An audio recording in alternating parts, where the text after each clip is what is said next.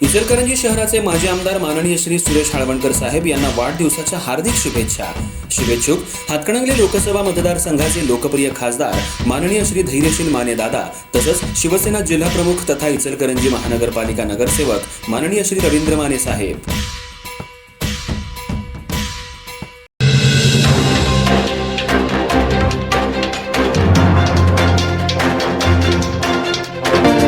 पंचगंगा नदीच्या वाढत्या प्रदूषणाचा प्रश्न ऐरणीवर आला असून राष्ट्रीय प्रोसेसिंग कामगार संघटना इंटक यांच्या वतीनं आज इचलकरंजीत विराट मोर्चाचं आयोजन करण्यात आलं.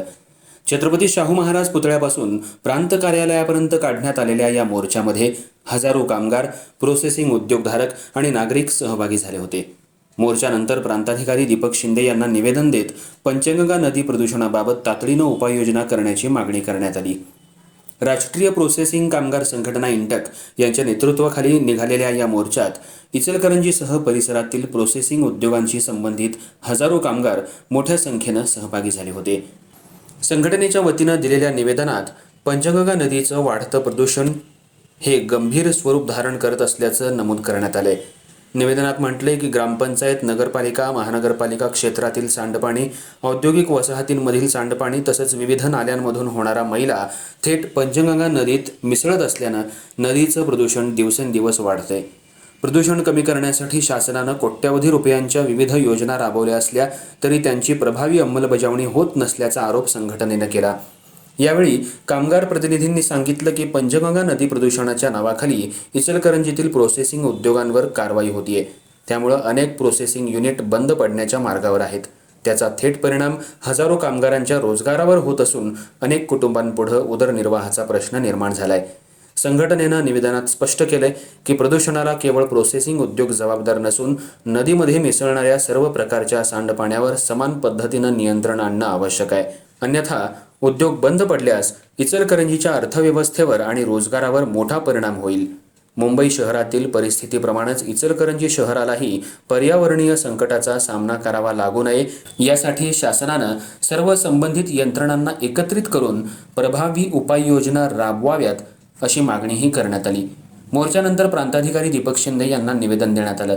यावेळी संघटनेचे अध्यक्ष शिवाजी भोसले, उपाध्यक्ष प्रदीप झांजमनी शहा, दशरथ जानू मोहिते, जनरल सेक्रेटरी राजेंद्र बनाया बवटे यांच्यासह पदाधिकारी उपस्थित होते. आता कसं आहे, गेले 2 महिने आंदोलन चालू आहे. आमच्या जे शेतकरी जे आमच्यातनं मागे पडले ते नवीन सगळे ॲग्रीमेंट्स करून जवळपास 107 एकरचं काल आम्ही तलाठी साहेबांना सगळं निवेदन दिलं. त्यांच्याकडे व्हेरीफाय करून घेतलं. प्रांत अधिकाऱ्याला आम्ही निवेदन काल दिलेलं होतं. तरीही काल त्यांच्या आंदोलनाचा एक भाग म्हणून त्यांनी काल तिकडं तहसीलदार ऑफिसला मिटिंग केली आणि त्या मिटिंगमध्ये आमदार खासदारांनी त्यांना अशी हे दिलं, शाश्वती दिली की आम्ही CDP आता बंद करायला लावतो, तुमची जमीन व्हेरीफाय होईपर्यंत. आम्हाला ते अपेक्षित नव्हतं. आम्ही जी जमीन घेतलेली आहे त्यामध्ये पाणी सोडतो आहे, त्याच्यावरती आमची जेवढी क्षेत्र आमचं जेवढं प्रोसेस चालतात तेवढं चालावायला आम्हाला परवानगी मिळायला पाहिजे होती. पण दुर्दैवानं त्यांनी येऊन आमच्या प्रोसेसमध्ये CDPमध्ये घुसून CDP बंद पाडलेला आहे. भले त्यात MPCB होतं आणि तहसीलदार साहेब होते.